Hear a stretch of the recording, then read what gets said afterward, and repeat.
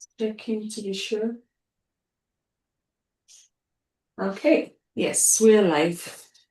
Welcome, everyone. Good afternoon. Welcome to Techies 15 Live by Immigrant Techies, excuse me, by Immigrant Techies Network. This is our weekly drop by podcast, we call it wherever. And it's really the idea is to stay in touch with the community. And we invite guests from the community. We talk to people that are doing great work, that are building something, that are supporting others one way or the other, or even people that have gone through the immigrant journey themselves and how they navigated it. So yeah, so it's just 15 minutes every week, every Tuesday during your lunchtime. We encourage you to hang out with us every Tuesday. And today our co-person is Rohit Romley. Welcome, Rohit. Thank you for having me. So I look at your profile and I'm like, which part of this awesome story should I focus on for 15 minutes? There are so many interesting things about you. I love the book about love, empathy, and project management. Is that the name? Mhm. Yeah. I love how you have lived and worked in different parts of the world. And of course, your immigrant story, of course, is really relevant to our community, as well as your experience with Salesforce and all the certifications. So all of that, I don't know how we can pack that in 15 minutes, but let's talk a little bit about you and your journey first. Okay. Um, sure. It's very hard to, summarize all of that I in know. in such a short time. So I'll keep it to most recent. I moved to Canada about 5 years ago, and at that time it was like middle of pandemic, 2020. There were kind of no jobs in Canada, so I had to figure out like different ways on how to make a living. I started a small company during that time. Um, and as well as I started a podcast series as well, just reaching out to CEOs of different small and medium scale companies, talking to them, talking about their, livelihood, how they're able to set up the companies, especially, running those companies. And so setting up the company, setting up a podcast series, that was my kind of journey into the management world. I come from a heavy like background. Haven't before moving into Canada, I didn't really manage large teams. So when I was running my company, I was exposed to management domain. And then after a few years, I joined a US company, still working and living in Canada. I was In working remotely Canada, for a okay. US company. And that time I was playing the role of a project manager and a business analyst. It was a new role, so I was learning a lot on the job, plus going through a lot of trainings and certifications. And that time I decided to write my book as well, which is Love, Empathy, and Project Management. Yeah, let's talk about the book. So Yeah, what informed that and why that interesting topic? it's because in my day-to-day interactions with the clients and stakeholders, I realized very quickly that we can all follow like different, Scrum ceremonies and, go through all the like the sprints and stand-ups and whatever that we, tools that we've been equipped with. At Mm-hmm. the end of the day, it all boils down to having empathy for yourself, for the client, for your colleagues, for everybody. Mm-hmm. Um, I have been on like really good projects, but I've also been on like worst of the worst projects where people are just shouting at the top of the lungs and waiting for deliverables, deadlines, budget, all that fun stuff. And uh, and I've been on calls with like senior leadership, like C-suite executives of different companies where I have to present the team's work and hear back from, like, get the feedback from those high level executives. And it's very important to stay calm, keep your cool when talking to Mm-hmm. these people. And that's when I realized the only reason that I've been able to successfully deliver all these, like, really, like, super red, hard to deliver projects is because of empathy. And no other tool would really help me succeed in these Mm-hmm. scenarios when team is going over budget, over time, nothing is going as planned. Only thing that can save you in my personal experience is empathy. So yeah, I Mm-hmm. I decided to put that into words and yeah, write that book. Yeah, I mean, we are champions for leading with empathy. So even when we do our coaching programs, coaching people to how to express their own value proposition to employers. So something I emphasize over and over to people is the same mindset, the same design thinking mindset, design process that you apply to product development. You need to be applying it to your career. Because when you see a job description somewhere, there is somebody behind that job description that is having sleepless nights. So where is the empathy for that person? Right? So leading with Yeah. empathy, you can never go wrong with it, whether it's, like you said, empathy with your fellow team members on a project, empathy for your CEO, for the lead of that project, for the company, for whoever is carrying that weight, who is wondering, how am I going to solve this problem? How am I going to take advantage of this opportunity? They are carrying a load, and we just need to understand where they're coming from. So I like that so much. That it's not just about product development. That's not the only Hmm. time you need empathy for the user. Yeah, exactly. So how has the book helped your journey? Would you say writing a book has helped with your influence, or did it give you an edge on the job? What do you say to someone that has an idea that's been thinking about putting it in a book? What do you say to them? It did help me out a little bit back in 2020 and 2021, because back then AI wasn't that big. Mm. So with the advent of AI, I think everybody these days is a book writer and an author. So, it doesn't in today's day and age, I think the book wouldn't hold much value. But yeah, back then it did really, help me navigate some, channels, get my foot into door with some Mm. interviews, etc. But I mean, with like the explosion of knowledge and information with AI, knowledge is losing value. Um, Initially, Mm. like when we were straight out of college or university, people, like, companies were hiring because of the knowledge we held, because of the things we learned during university.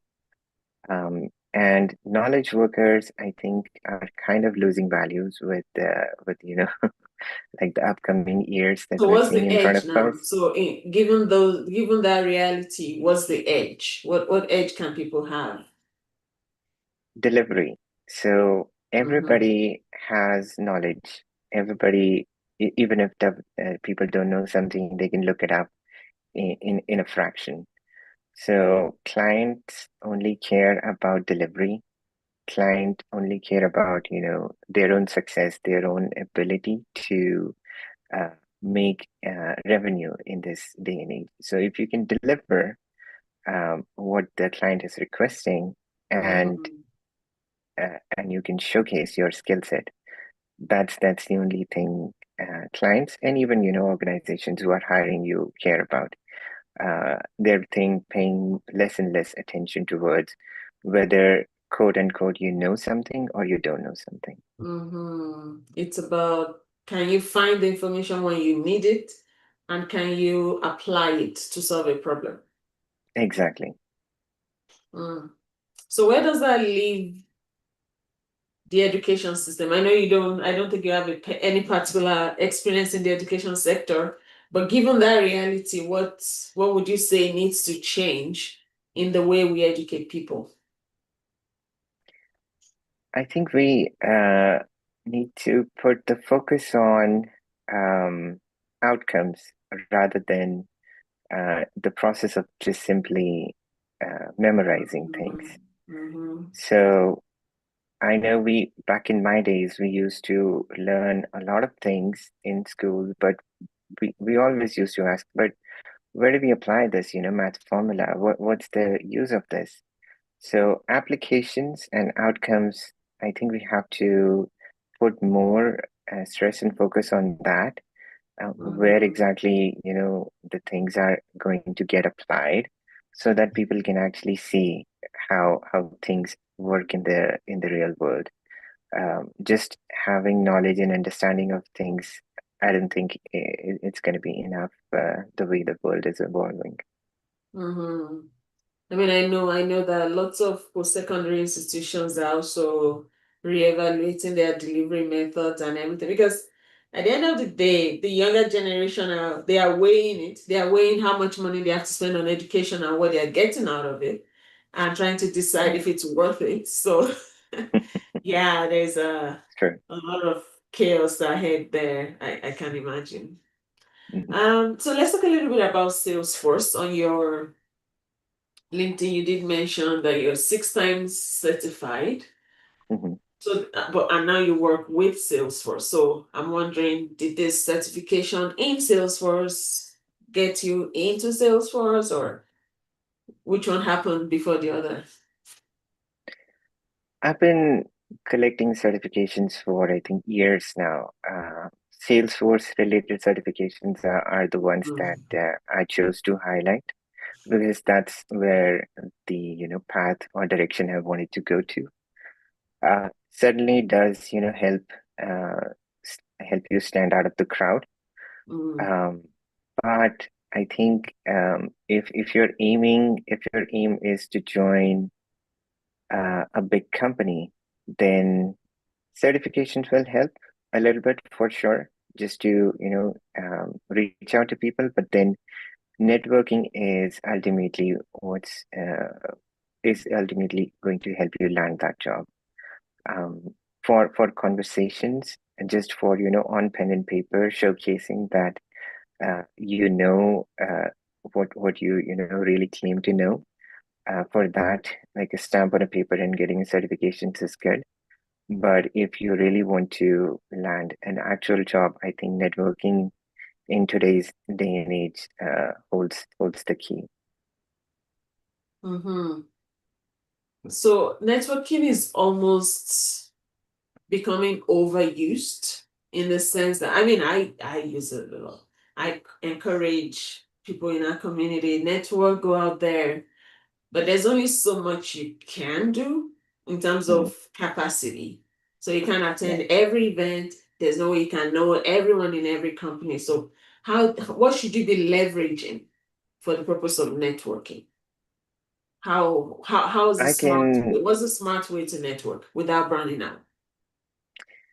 um to instead of asking for something, I would say offer something to the other person without expecting anything back in return. That's what I did back in 2020 when I started the podcast series. I reached out to C-level executives saying I will put them on a podcast, and I didn't ask for anything in return. Mm-hmm. My aim was to do like 100 podcasts with 100 different C-level executives, but I had to stop on, I think, the 30th one because the 30th one, without even me asking for anything, straight up offered me a job, and I had that in, I think, less than a week. So are you doing it just to get a job? Like you could have So, continued it, right? yeah, I could have continued it for Mm-hmm. sure. So you have to understand the whole scenario of 2020. No jobs, nobody's Mm-hmm. replying back to you. I was reaching out to, all sorts of people on LinkedIn. Nobody was even interested to say, a hi or a hello back. Peak pandemic, Yeah. just the whole job market crash. There were a lot So of other in that, stressors too. Yeah. yeah, in that scenario, like how do you reach to people? Like what do you do to get even like a simple response back from anybody, right?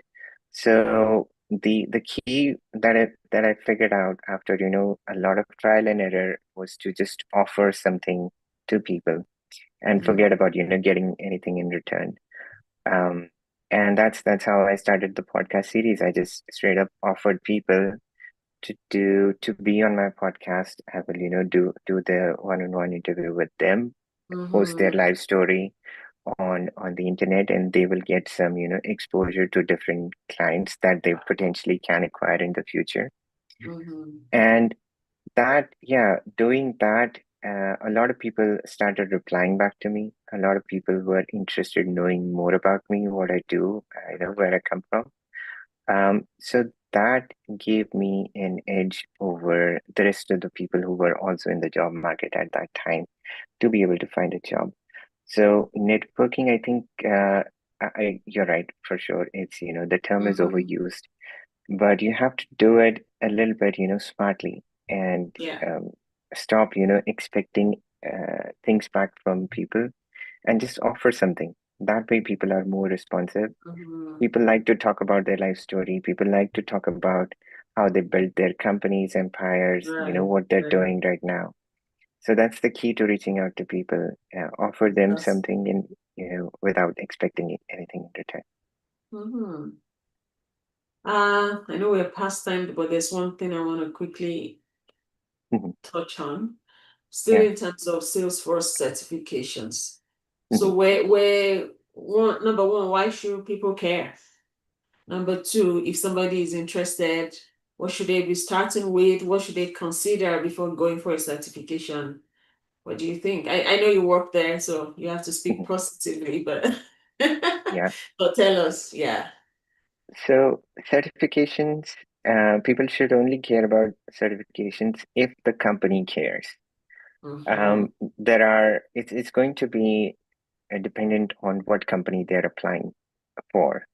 If they are applying for a bigger organization, 110% the company is going to care about certifications. If they are applying for startups, nobody cares. The only thing is delivery. Can you show up to an interview? Can you do, let's say, if you're a programmer, can you do like a live programming session and build something that the company is, expecting you to build? If you can, startups will hire you in an instant. They don't care about certification. If you are entering the corporate world, if you are more going towards consulting and more towards that kind of organization, then certainly certifications are definitely going to help you move up the ladder. Mhm. And it has to be an industry too that you know will appreciate that specific Yeah. certification. Because there are options, right? It doesn't have to be Salesforce, so you have Hmm. to be sure where you want to use it. Absolutely. Well, thank you so much, Rohit. Thanks to everyone that has joined us as well. There may be questions in the chat. I hope you don't mind, Rohit. I hope you don't mind looking at that to answer any questions that may be there. And if people want to Yeah. reach out to you, what's the best way? I think LinkedIn would be the easiest way. You've already Mhm. mentioned it in the event, so I can Awesome. reply over there. Okay. Thank you so much. Really appreciate your time. Thanks everyone for joining us. See you again next week. Bye. Thank you.